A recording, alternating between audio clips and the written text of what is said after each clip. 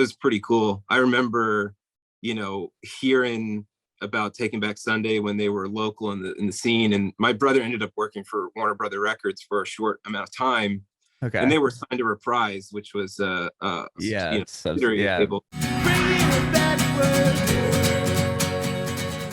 Hey, what's up, Steven? How are you? I'm good, man. How you doing? I'm doing well. I appreciate you doing this. Yeah, you as well. Cool. I'm Adam, by the way, and this is about you and your journey in music, and we'll talk about the new record as well. Cool. Sweet. You're from Ohio, I believe. That's what I read. Yeah, the Outside band's from Dayton? Yeah, the band got started outside of Dayton. I'm actually from New Jersey. I just Okay. went to college out there, and once we started touring, I moved back to New Jersey to be close to my family. Right on. Real quick, what college did you go to? I'm just curious.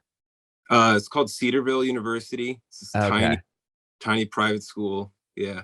Okay, my parents lived in. It was funny. My mom was pregnant with me, like 9 months pregnant, and my dad's job got transferred from Dayton, Ohio, to San Diego, California. So they Is moved, he and I was military?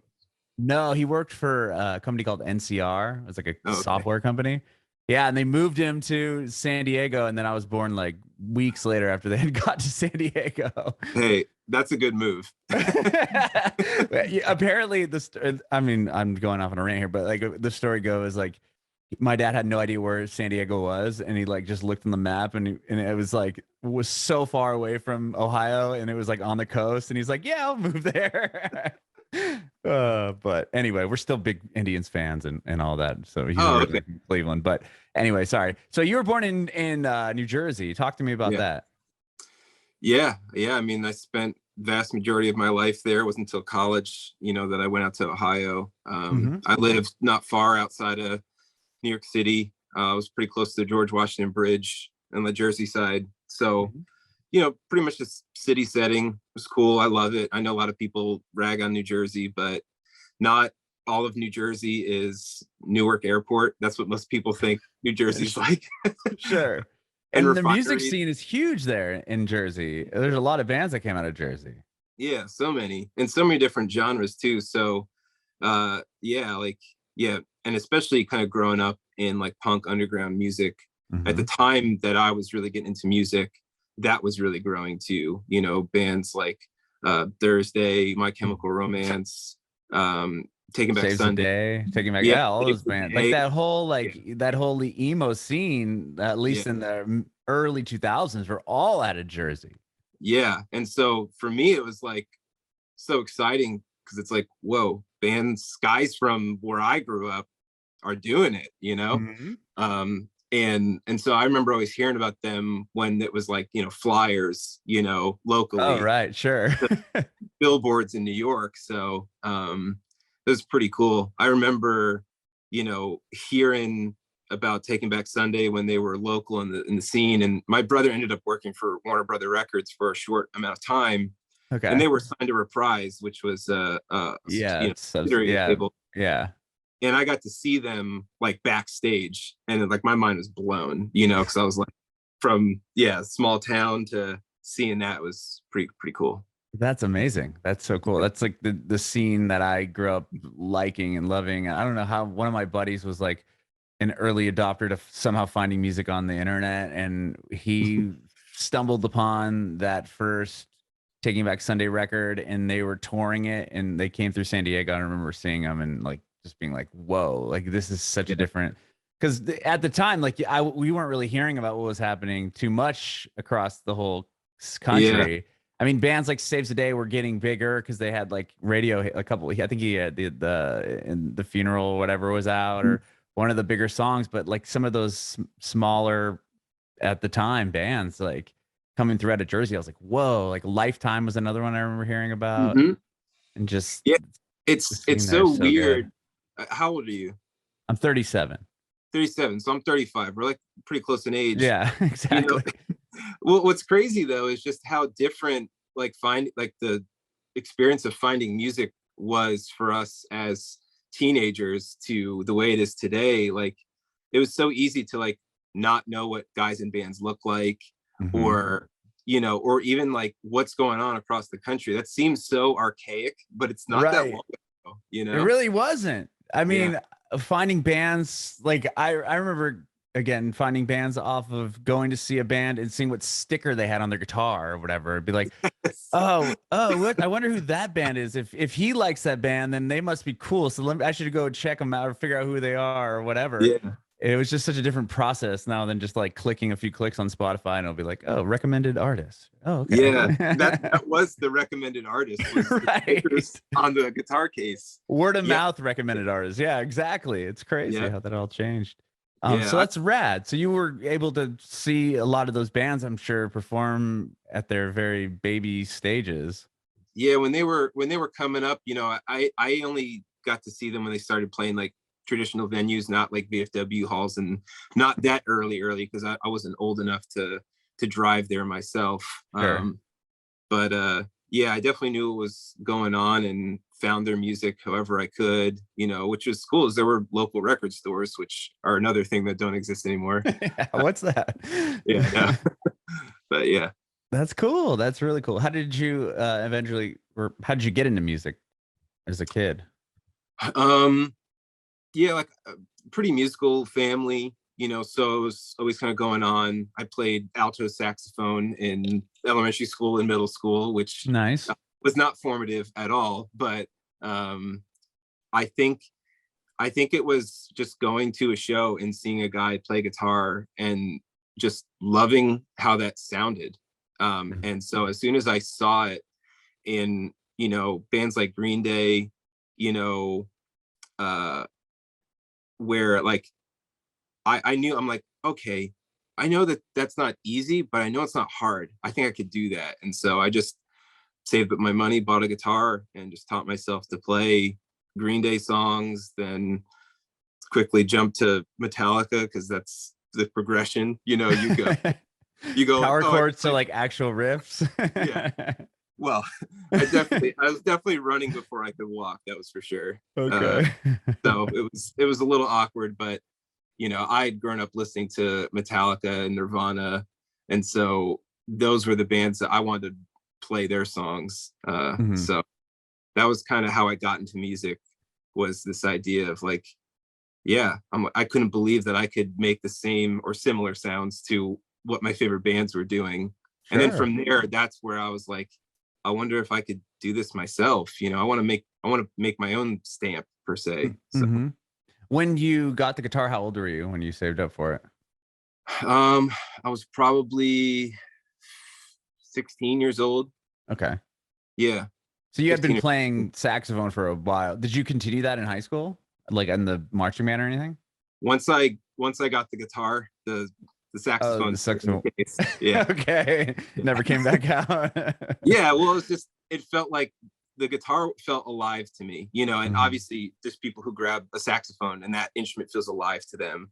Right. But the guitar felt alive to me. It's like when I grabbed it and started playing, it just like passion came out. Mhm. Like I'm passionate about it. I played saxophone because I had been, if that makes sense. Right, right, right. Okay. Yeah. You mentioned seeing somebody play guitar on stage and being like, "Oh, I could do that." Like, do you remember what band you saw? Yeah, it was a band called Against Me. Oh, I Um, love that band too. yeah, They've I, made some changes. yeah, I saw them at the Bowery Ballroom in New York City with the Blood Brothers, and Wow. and yeah, I was just kind of blown away by um, what I was hearing. Obviously, the sound, the energy. You know, Uh-huh. nothing sounded perfect because I knew I wasn't the best guitarist. I knew I liked singing, but I knew I wasn't very good. And I was like, man, these guys are just real and raw, and nothing's perfect. Mhm. And that works for me because I'm not. So Sure. Yeah, those early Against Me shows were so good. Like when they released like Reinventing Axl Rose and those mm, when you'd see them, I don't know how big that venue is, but I remember seeing them in like these rooms that was like 150 people and just kids were going crazy. yeah, and I hadn't really I didn't even I only knew a little bit of the Blood Brothers. I just gotten into their record Burn Piano Island Burn, Uh-huh. and I was like, this was like one of the wildest things I'd ever heard. I'm like, I got to see this. And then Yeah. And then I found Against Me from that show because they were the headliner. And Oh, so okay. I started listening to their music because that clicked with a lot of stuff I got into earlier. You know, it has like, because I like the Dropkick Murphys growing up Hmm. too, and it has kind of like that, you know, Irish Boston, like, you Right. know, Yeah, punk vibes. sort of Yeah. vibe to it. Uh-huh. You know, and so yeah, it was just that was just kind of my experience. Is like you go to a show to see one band and then you find another, or Right. you're like you said, the guitar case of your favorite guitar player. You're like, for me, I loved Thrice growing up. They were like, Hmm. they're probably my favorite band. And they had Hot Water Music Oh stickers on yeah. I ours, love and so I found them, and I'm like, I love this band. So yeah, it's right. a cool journey. Dude, so cool. Like talking to somebody that same age bracket and that was so me. You're just doing it on the East Coast. That's right, man. That's so awesome. That kid I was telling you about that was like some early adopter to the internet. He's the one that introduced me to Blood Brothers too. He's like, you got to check out this band, and we went and saw him at some this place in San Diego called the Che Cafe, which was like a little it was more of like a hipster place, and they Yeah, played there, and it was. I'm like, this is crazy. Like that style of music I'd never heard before until, some of those bands started to come around. yeah, yeah, it's cool. That's awesome. So did you start a band at this point? Like after you get the guitar and start playing a bit, or did not till Yeah, later? I tried. I'll put Okay. it that. I tried really hard to start a band. Yeah, it was either the songs I was writing weren't very good, or I just couldn't find guys to play music with. And so, like, I'd find like a drummer and a bassist, or I'd find a guitarist and a singer, but like Mhm. never a full band. And to them, it wasn't the passion wasn't there either. You know, like I just It's just wanted like a hobby. Yeah. yeah, they're like, oh, this is cool, you know, and like we would like jam, but they never wanted to play, or so things never really surfaced. But I kept writing, you know, because I loved music. And so I just wrote and wrote until I was probably it was my junior year of college is when I started Wolves at the Gate. And Oh, that was, really? yeah, Okay. it was the first band I was in and started, and still the Still only playing. my Wow. Okay. my one and only, you know. Uh, yeah, that's cool. That's amazing. I mean, wow. Well, I mean, so did you go to college then for me? Like, why? What took you to Ohio? I mean, were you going to for a specific reason to that school? Well, so at that point I had two passions, music and soccer. And Oh, so okay. um, you know, I wanted to play soccer in college, and had opportunities to play, you know, at a number of different places. But I just ended up choosing the school the school that I went to because I loved the guys on the team. Hmm. Because that's what I loved about this. You know, I love the sport, but I know how enjoyable it is when you're with guys that you like, and how Right. not fun it is when you're with people you don't like. And so, yeah, I just really connected with them, and you know, I had opportunities to play at good schools that were local, but I kind of wanted to get out a little bit and um, just kind of go somewhere. No, I didn't know anybody, no ties, kind of like a fresh start. Hmm. And so that's what led me out there. I didn't go to school for music. I taught high school history for 1 year before we got signed. Oh, Um, wow. yeah, so that's what I got my degree in, was yeah, secondary ed. And was a high school history teacher and coached soccer at the school that I did my student teaching at. And Hmm. then we got And you a got contract signed. off. Yeah, so I was like, well, I Wow. think I'm gonna go do this. Yeah, I was just reading a little bit about you guys, and you said that you're talking about the new record and this quote that I saw, and you talked about tearing your ACL, and that Yeah, was that in that same like when you were going to yeah, college at playing soccer? Is that what kind of ended the soccer career for you, unfortunately? yeah. So that happened the year after I graduated. Because Oh, okay, I was still trying to play in what were called like professional development leagues. You okay, know, you don't make any money, but there are opportunities to get seen and hmm, scouted. yeah, And yeah, and I was still working and playing, and I tore my ACL and my meniscus, and I just remember laying on the field, going, okay, this is something, Mhm. and I knew it was going to be like, it was going to change things a lot. You know, and so it was pretty, I don't know. It's just probably the grace of God that I didn't just completely like lose my mind. But I just remember having a Right. lot of, yeah, having a lot of peace during that time, going, okay, this is what it is. I've been so fortunate to not get injured like my whole career, playing for, Mhm. 15 years at least. And so I was like, I guess this is it. Yeah, but uh, still, I mean, that's gotta be crushing, obviously. That's what you've been yeah. working at, and you probably thought that's what you were gonna do, right? If the Yeah. opportunity arose. Yeah. But But what was interesting though, at the same time was, I'd always loved music. But it didn't ever seem like music would be a thing for me, because it Mhm. took so long to even like start my first band. Um, but at that point, my passion for music was growing because I finally had a band. We were writing songs, like we were like touring, kind of locally and Oh, okay, seeing. so you guys were kinda going at this point already, and you were Yeah. still just So doing soccer and teaching, like, it was just all happening I at was, once. yeah, spinning a lot of plates, Wow. and that one fell. Yeah. So it was definitely a little crushing. And the reality is too, is like, you always take for granted the things that like you've never lost, right? Right. I never had any injury like that, and I'd never been so like needy and dependent either. My dad flew out and he took care of me for a while because I couldn't do anything. I couldn't drive. So Yeah, and it's a pretty hard recovery surgery mhm. wise, you know and without like sounding weird, but like my dad had to help me get to the bathroom and help me get in the shower. And Well, it's like, yeah, I mean, you have no if you moved there, your family's all in Jersey, you have no yeah. support as far as that goes. Like, what do? You're stuck. Yeah. And so it definitely just showed me like a different, we all know that like life is frail and it can be taken at any moment, or like your strength or anything could happen.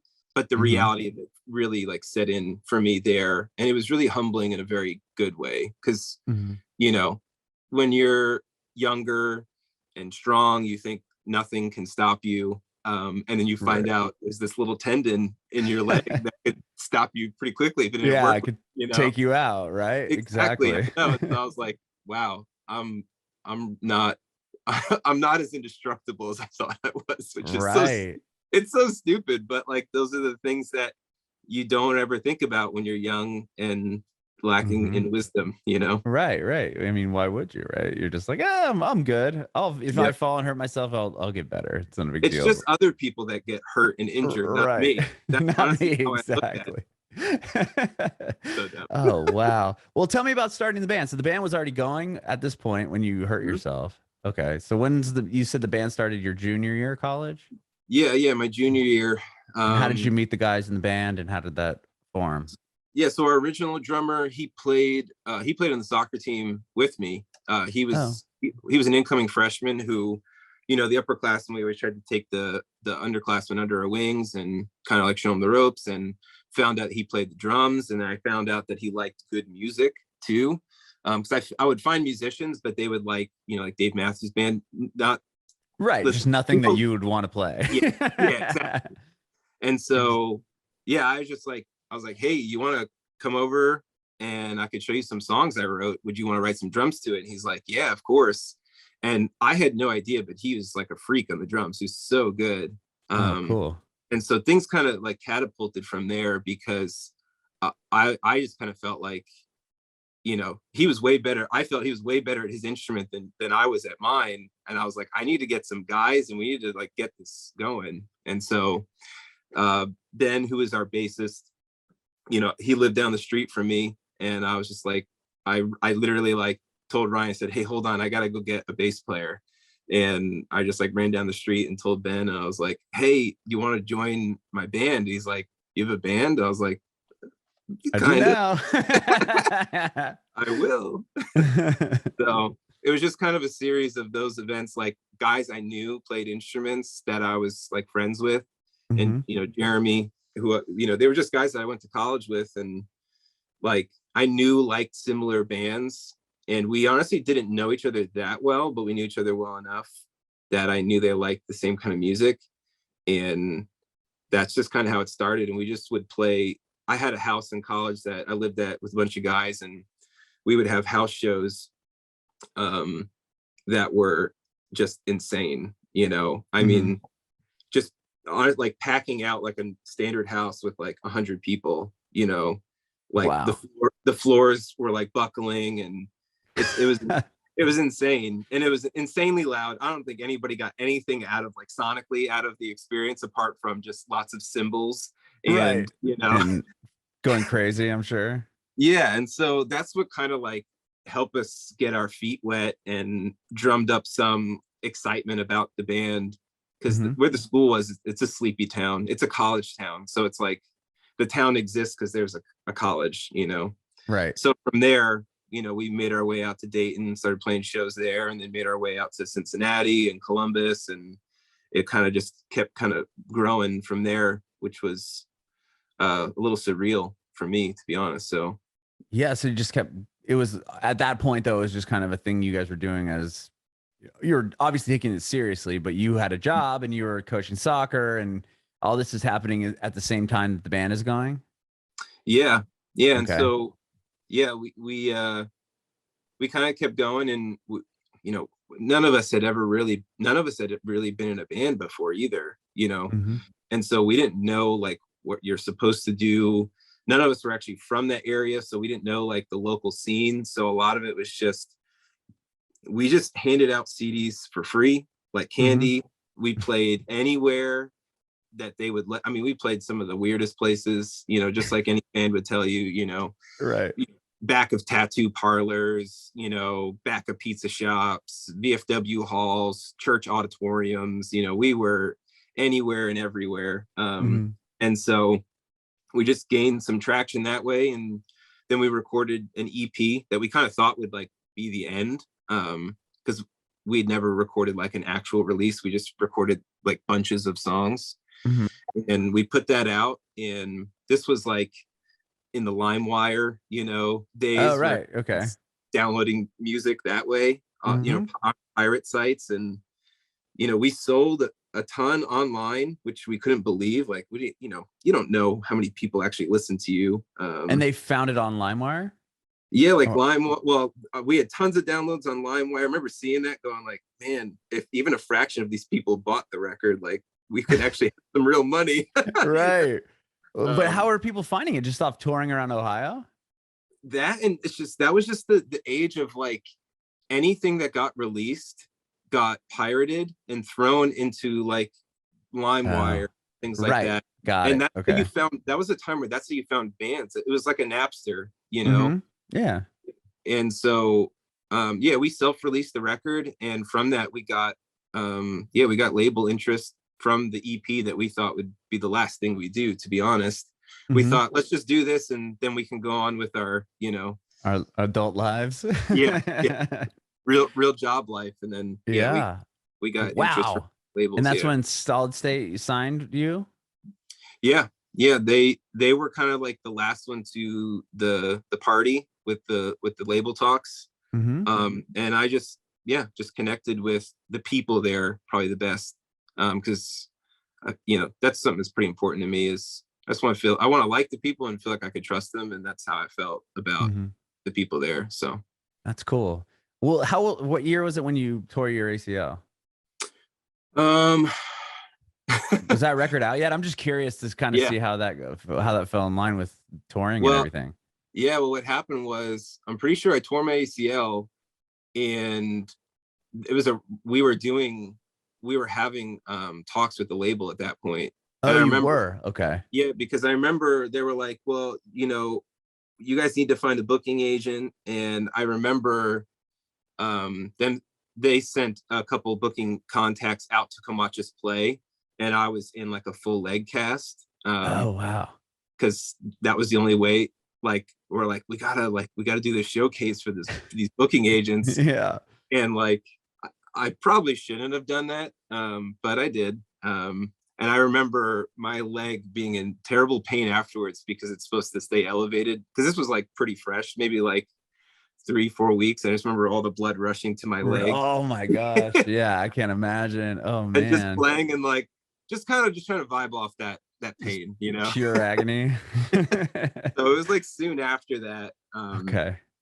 Yeah. So yeah. And then you signed with Solid State, and you put another EP out before you put out your record, the first record. They re-released the EP that we had self-released, which is called "We Are the Ones," and then we did like soon after that we did a proper full length, which was the record. Okay, yeah, that one came out before Back to School. I was confusing myself. Okay, so and that record is awesome, right? It comes out and it's charting. Like on Billboard, like what was that like? Weird. I honestly I didn't know what a lot of that stuff meant. Like when I oh, you charted on the Billboard, I'm like, not the real one though, right? Like that's just what I assumed, but it was the real, because the real one, it's like, you know, you're thinking like the Hot 100 chart or something. Well, I'm thinking like people like Slash are on the Billboard, you know. Oh, right. Not Wolves at the Gate from Cedarville, Ohio, you know. You were though. Yeah, I know. Well, I think that's just like that's kind of the way that we operate, is kind of like in expect nothing and then anything's exciting. But we were also kind of skeptical, like, are they sure that we were on there? So yeah, it was super cool. Yeah, you just, in this day and age, you have metrics and things, but like you don't really know who's listening, like who's like a real listener, you know. A stream, yeah, somebody may have listened for 3 minutes and gone, that was terrible, you know. So I don't think they'd stick around for 3 minutes. I mean, I do. Anyway, yeah, so yeah, it was really cool and it was exciting. Honestly, our highest aspiration was to just record in a real studio. That was our highest aspiration, was that, and to tour the country. And so yeah, to get to do any of that stuff felt like mission was already accomplished. So it was exciting for sure. We just didn't know what it meant, honestly. Like once you signed this record deal and you put out an album with them, are they putting you on tour with some of the artists that they had on their roster, or like was the booking agent doing that actively for you? Like how do you get out of Ohio?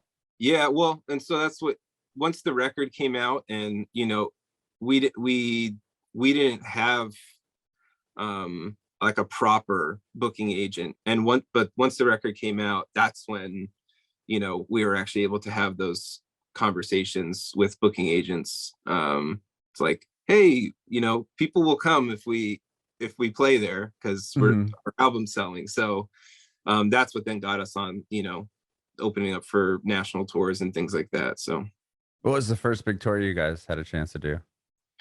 Oh, it was a wild one. You know, something about our band is we sometimes find ourselves in the middle of genres, you know. A lot of tours we'd be on, we were like not nearly heavy enough, and then other tours we'd be on, we would be like way too heavy, really heavy. And the first tour we did was with Born of Osiris, Unearth, The Contortionist, and Obey the Brave. And wow, we were the only band that had singing, let alone, you know, not being very heavy. And they were more like metal type bands. And so it was hard. The bands were really cool to us. You know, we learned a lot from hanging out with those guys. They were very welcoming, you know, but it was good because it just teaches you to like, all right, you have to win an audience. And sometimes the audience could care less about your music, you know, and your style. And so it was a really good experience. Definitely caused us to think about like, we really need to own what we're doing, even if people didn't show up to hear that, if that makes sense. No, definitely. Yeah. And well, after that, when you put out your next record, 5x5, like you did that record, and then to jump ahead a second, you put out an EP of acoustic versions of some of those songs, right, from the first two records. Yeah. And then you've done that a couple times now, correct? Yeah. What was well, tell me a little bit about 5x5 and like what would be a big milestone from that record before we jump ahead? I think so. On that record was, I think one of the first times I felt like there were certain songs that I felt like I was really nailing what I'd set out to do creatively. Mm-hmm. Like there's a song called "The Bird and the Snake" on that record that is still like probably one of my favorite songs I've written. Because I love the idea of a song sonically and lyrically telling a story. Mm-hmm. You know, and I felt like I like captured something I'd always wanted to create, and always kind of felt like, you know, not like you don't like the songs you made, but like you're like, okay, this is like really close to what I was trying to deliver, but I know it's not quite there yet. You know, being inspired by artists like Thrice, like I feel like, you know, Dustin is a really good lyricist, and Mm-hmm. also the band is really good at like composing music that like it's almost like a soundtrack to the story. You know, it kind of Mm-hmm. follows the movements of the story arc, and I just thought that was such a cool thing, and I felt like on that record I was able to accomplish that more. So that was, I would say, it was a creative sort of milestone for Milestone. me. Yeah. Yeah. And with that though, so you put that record out, and then you guys decided to put out this EP of acoustic songs. What was the reasoning behind that? Just think it would be cool Um, to do? yeah, people had been asking us to do that, but also, you know, I that's where a lot of the songs come from. You know, like our music's aggressive and, Mm-hmm. you know, heavy guitars, but I I did I did want to strip back the layers and kind of like, yeah, help people see like the heart of the song that is there. Um, behind all of the, you know, loud, you know, guitars and aggressive drums and stuff like that. And so I always I had very pivotal, like, yeah, there were songs from bands that they did acoustic that like completely changed my mind even about the band, let alone Mm-hmm. the song itself. And so I thought that was such a cool experience to be able to like enjoy a song twice, you know, for two like different reasons. And so yeah, we just wanted to give that to our fans because I felt like I loved getting that experience, and I wanted to give that experience. I love that. I feel the exact same way. And it's cool that you said you write the songs on acoustic guitar. A lot of it starts that way because, like, you know, if you can play a song on an acoustic guitar around a campfire and it's a great song, it's still, you know, that's kind of like, isn't that what they say? They kind of gauge it that way, where like if you can take a Yeah. heavy, crazy song and they break it down into an acoustic version, like Mhm. it's just such a different feeling. And I love it when heavy bands do that, when they go, okay, well, we're gonna put out an acoustic version of this song because it's just like a Yeah. totally different take on the original version. Yeah, and you know what? I learn a lot too when I have to dissect songs we've written. Hmm. Because honestly, I realize like weak points. You know, it's like, oh, okay, I get why I did this portion of the song this way, but I think I might have done it just because I love the guitar part, but was it really serving the song? Because Hmm. exactly what you said, you know, at the end of the day, um, you know, that is what people connect with when they're listening to Right. music, is that heart of that song. And so if I can figure out how to do that but keep the same packaging that we love, which is kind of making like rock aggressive music, that'd be super cool. Yeah, and if they can go home and play it on their guitar and try to sing it to them, yeah, to themselves in their bedroom or whatever, it's just like even cooler, right? And then it's like, and Yeah, I can go home and I can play this or try to play this, or yeah, instead of just listening, instead of having to have five other people that are on the equal page as me to do a version of it or whatever. yeah, totally. That's awesome. What would you say, like, for Types of Shadows? Again, same question. What would you give a milestone about that record? So for that record, I decided that I wanted the whole the whole album to revolve around that idea of story.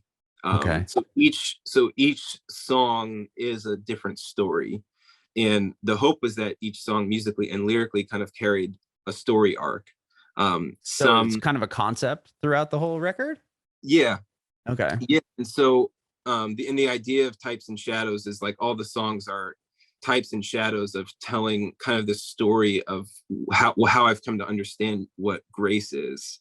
You know, I was brought up in a Christian home, but to be honest, I don't think I understood grace as working, which is you know, kind of like religious duties, you know, Right. so that you can receive love.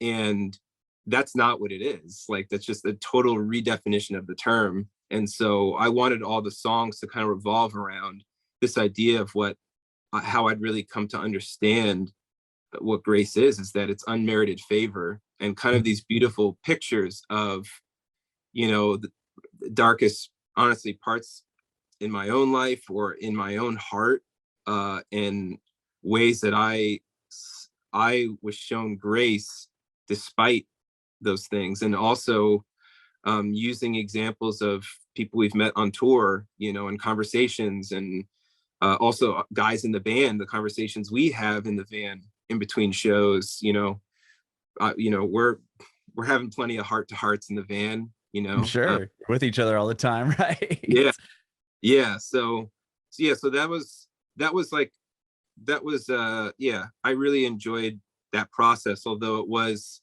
probably one of the harder processes, because at that, like, while I was in the studio, so yeah, Ben, our bassist, was getting married, and I remember I had to just take a couple day break from being in the studio to go fly to his wedding, because I was a groomsman in his wedding, our bass player Ben. And when I drove home just to like say hi to my wife and get ready to fly out, she told me that we're having twins. And Oh, wow. I was like, there was a lot, like, you know, I was still in like Yeah. studio brain going like, all right, I gotta get to this wedding. I'm a groomsman. I gotta make sure my suit fits. And then I gotta get back and finish this record. And then she's like, yeah, we're gonna have twins. And I'm like, two? Oh, good. This is crazy. What luck. My wife's a triplet, so Oh, okay. it wasn't as shocking, but I just wasn't ready for that news at all. Sure. And she was kind of like trembling too, because I think it's, you know, it rattled her. Mhm. Well, she said she's pregnant. I didn't know it was twins at that moment, but we would go on to find out it was twins. Oh, okay. So you hadn't even known Yeah. she was pregnant at this point. So you come home and she tells Yeah. you you're gonna have a kid right Yeah. before you're leaving, and you've got the Yeah. studio mind and everything else. Okay. Yeah. Wow. And Okay. I felt bad because I was like, I'm leaving you. I'm like, hooray. I gotta get to the airport. Yeah. Wow. And I couldn't Okay. tell anybody. So I was like seeing like so many of my best friends, and it was still early, so I couldn't say anything. Yeah. And so I was kind of like, you know, kind of like beaming on the inside, and they're like, everyone's like, what's new? And I'm like, nothing much, you know, can't tell you yet, but I want to. Yeah. I have two kids myself, and I remember that. Like, not you have to like wait. I mean, I understand why you wait, but it's Yeah, like it's so hard not to just tell everybody. I know. Oh man. Do you feel like that like you had to come back then and finish the record? The Mm-hmm. record you're working on? Did you feel Mm-hmm. like any of those emotions were able to spill out into that album, or were you pretty set on what that record had, like the Yeah, path it was going anyway?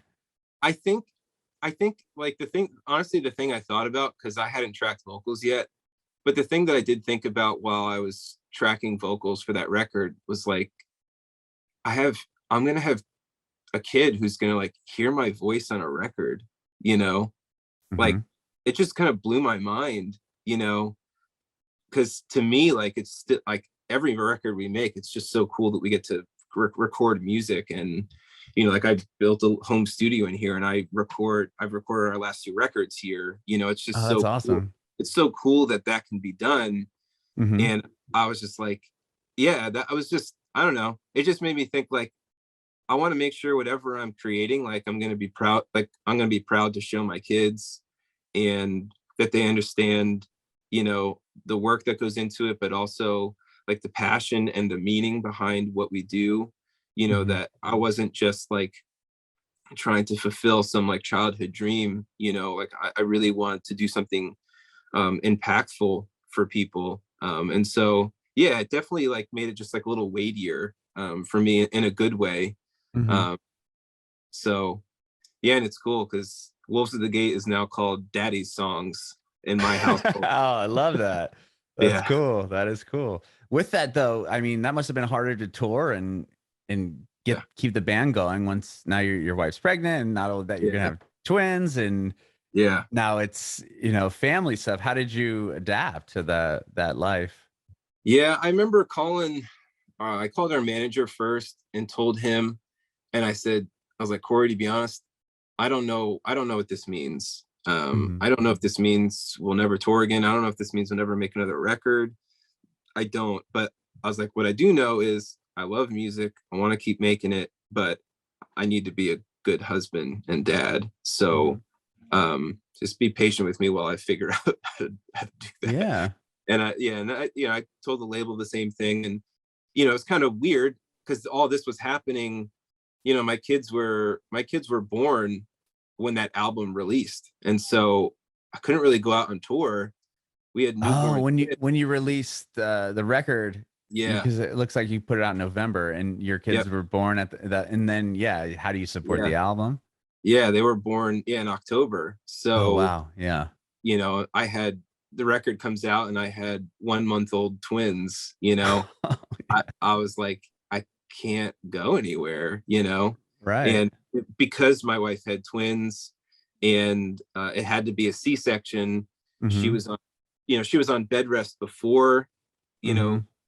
she was on like 1 month bed rest leading up to the delivery, and then like another 2-3 weeks or After even the a month fact, yeah. after that. So like I Yeah. was I was running the show, Mhm. My if wife you is the want same to way. call it Yeah. that. Yeah. I was making the meals, I was doing all that stuff and trying to put out a Yeah, record. you obviously you couldn't have been gone for a month. No.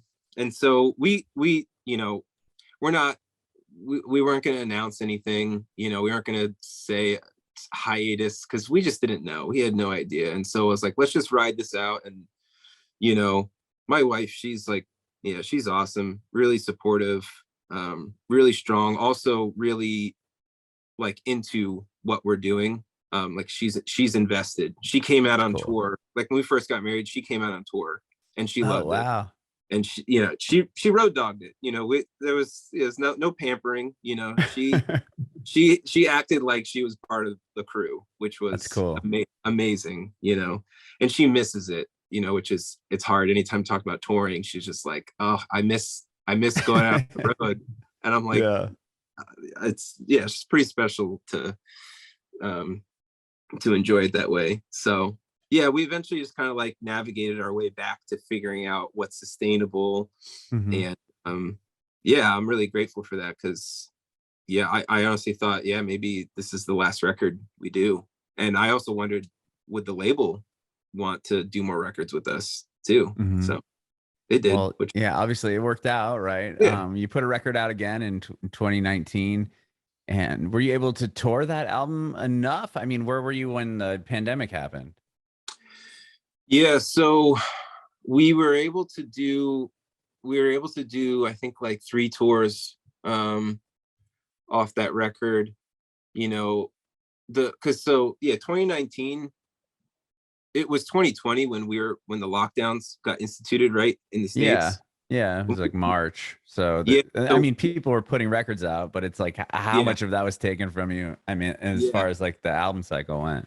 yeah. So thankfully, like our record was out that summer. We got Mhm. to do some touring, and we were slated to do a tour right around March, and then the lockdowns happened, and so that got canceled. Um, yeah, and so it was a little bit of a bummer, situation, but thankfully I felt like we got enough in to um, as much as we could in that Mhm. time period between the release and the lockdown. So, there were other bands that had it way worse than us. So So it you were wasn't, home and everything at this time when that all stopped? It wasn't yeah, like you were trying to rush back from Europe or anything no, like I that? know. And some of my friends were on the road and I was just like, Yeah. what a crazy thing to deal with. Mhm.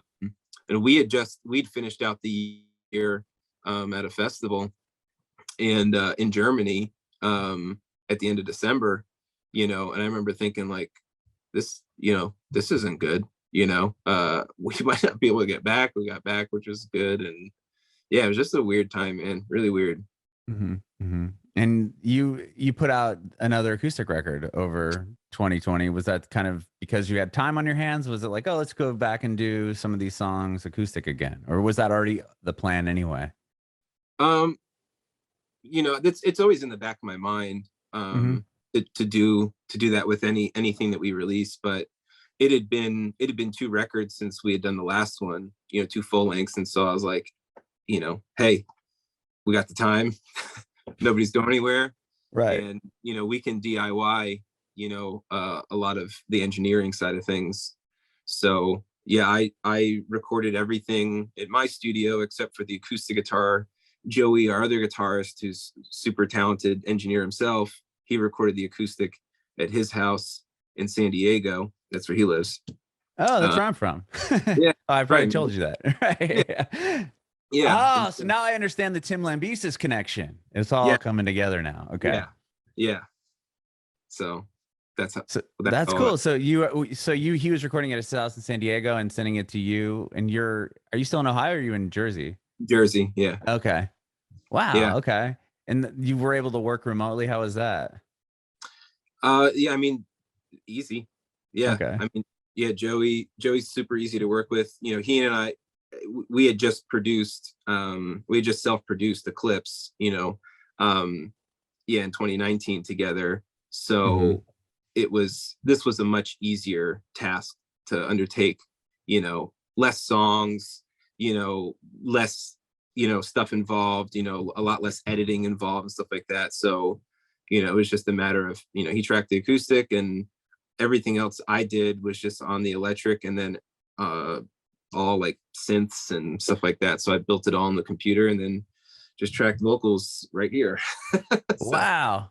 yeah. That's right. And what about the new record, Eulogy? Is that from done in your house too? Or in your studio Yeah. there? Yeah. So we Really?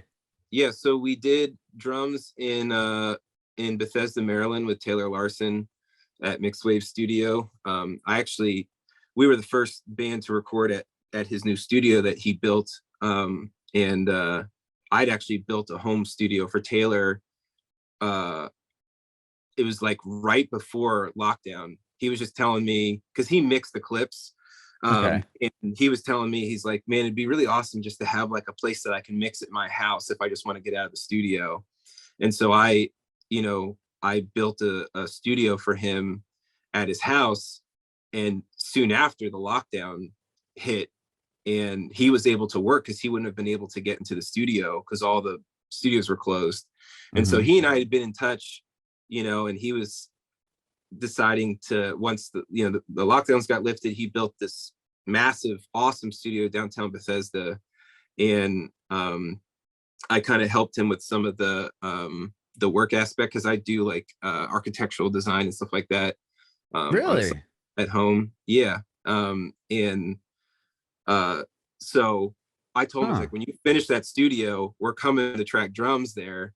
And because his drum engineering is insane. And so we tracked drums there with him, and then we engineered the rest ourselves. We've been buying gear for years, trying to find the right vocal mic for me, the right vocal mic for Nick.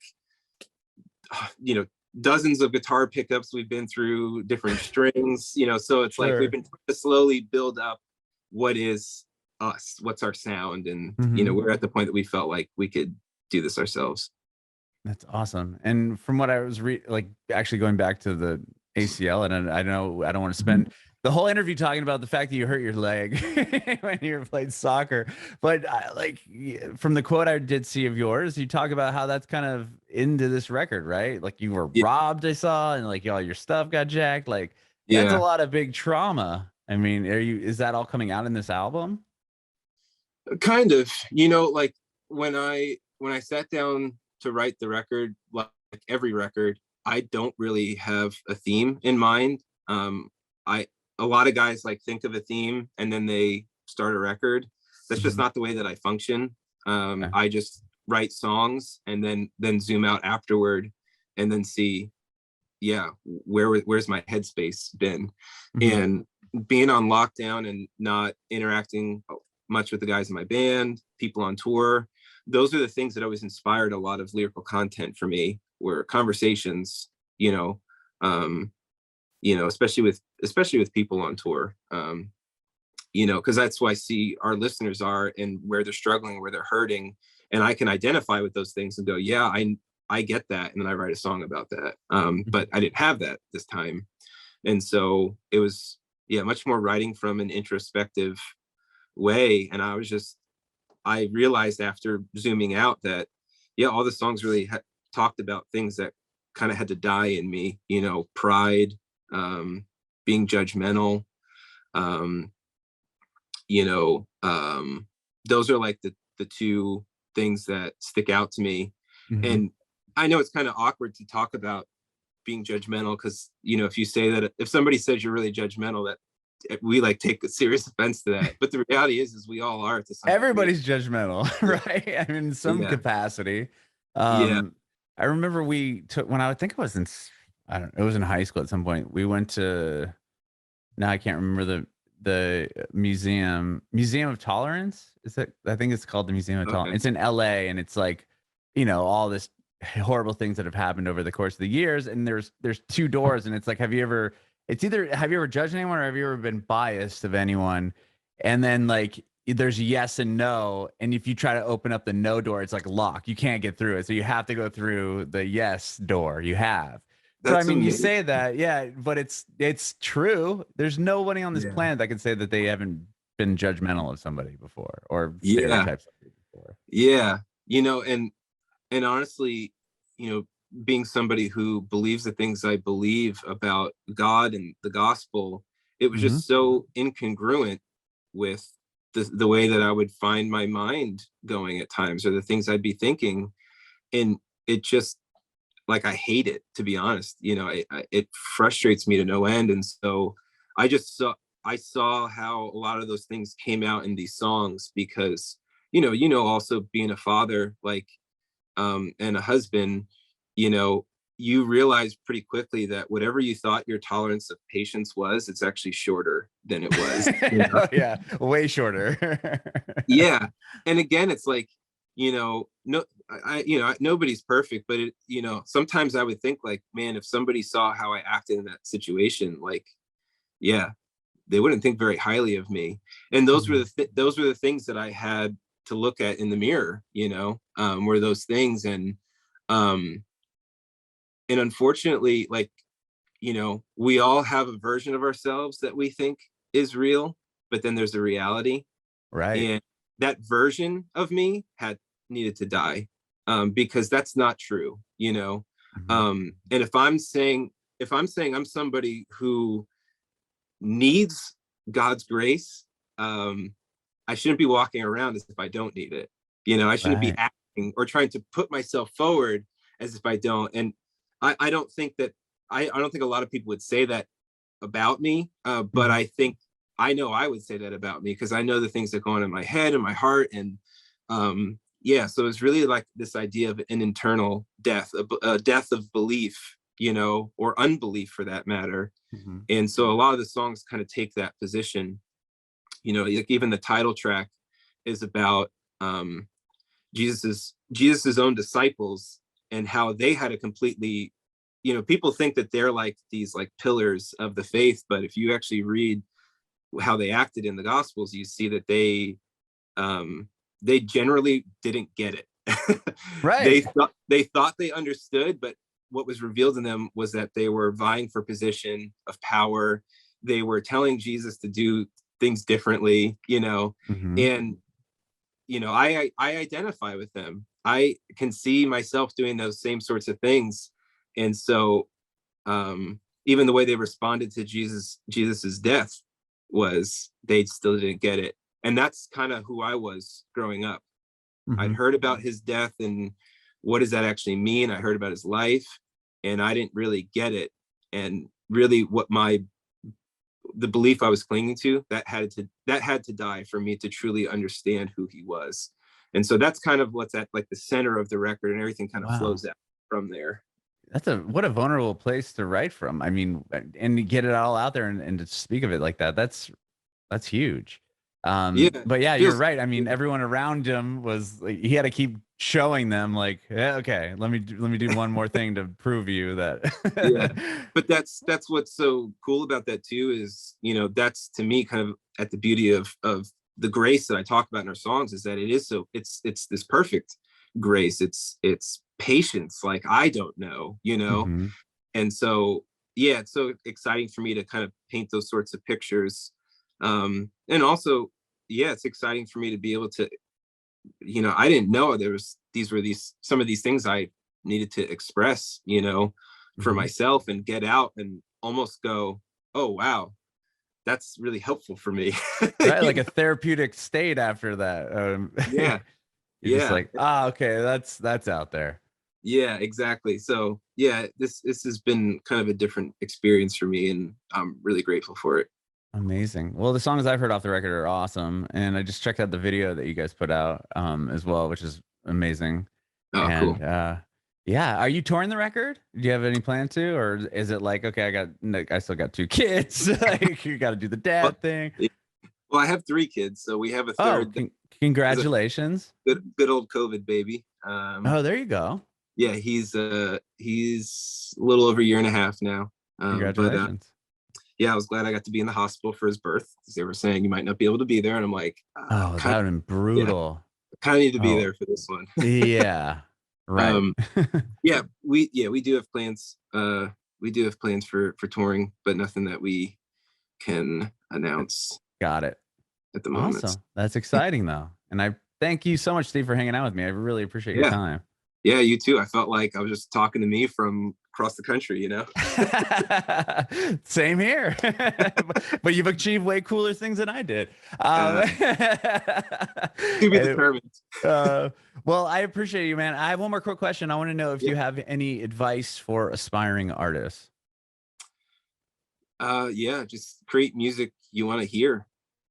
That's I think the only mantra I've had is create music that you want to hear. Be inspired by your inspiration, but don't try to impress them. That Mhm. was a mistake I made. Thinking, oh, I hope if these guys in this band hear it that they'll like it.